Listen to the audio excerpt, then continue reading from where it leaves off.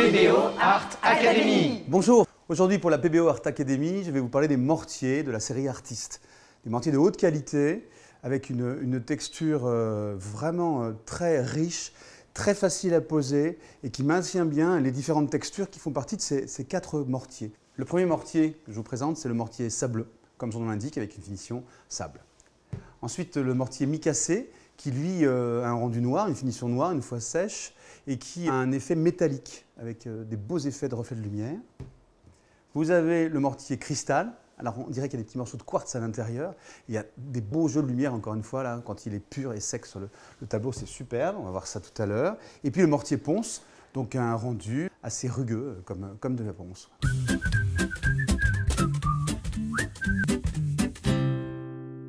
Et donc le premier, le mortier sable.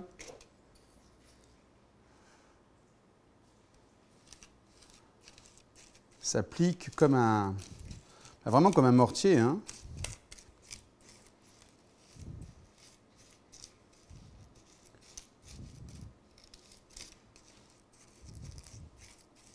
Le mortier doit être posé quand même avec une épaisseur suffisante pour qu'on ait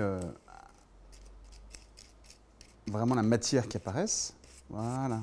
La surface est prête et on va pouvoir après, libre à vous d'aller bien sûr retravailler, strier, sculpter, comme vous l'entendez.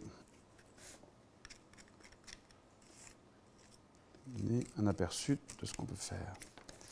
Le suivant, le mortier micacé, lui qui est très très agréable à poser.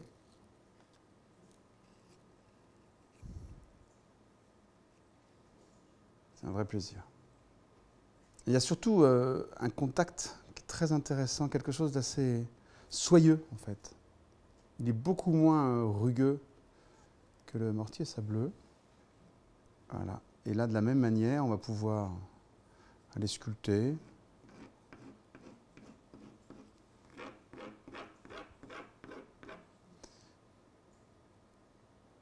Voilà. Le troisième, c'est le mortier cristal, où là on verra le résultat surtout après séchage. Et après séchage, on voit se révéler les vrais effets du mortier.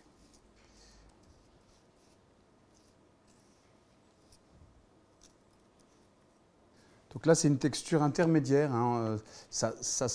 On a un grain qui crisse quand même, mais c'est surtout le rendu final par rapport à la lumière qui va être intéressant. Et ça a un très très fort pouvoir collant.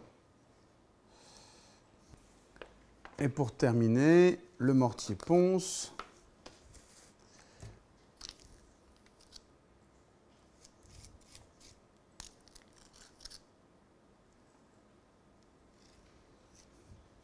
La couleur, la texture sont différentes.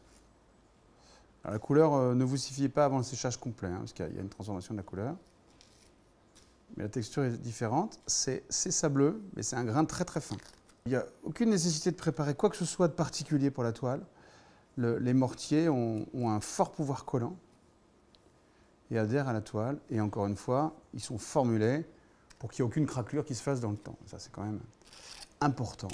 Alors pour terminer, je vais enlever les petites bandelettes qui séparent les différentes zones pendant que c'est frais. Et puis on va laisser sécher quelques petites heures pour que ce soit sec au toucher. Et puis quelques jours plutôt pour que ce soit vraiment sec à cœur. C'est très très lent à sécher. Il faut que la résine durcisse vraiment sur l'ensemble pour que la matière soit bien séchée. Après séchage, donc, tout le gel qui maintenait ces matières a disparu, a séché, est redevenu transparent. Le micacé sublime, très très sobre, avec dans le détail toutes les petites incisions qu'on a pu faire. Le sable rugueux qu'on peut teinter doucement avec une encre acrylique. Le cristal avec ses effets quartz qu'on voit apparaître de manière aléatoire et qui reflète la lumière, c'est génial.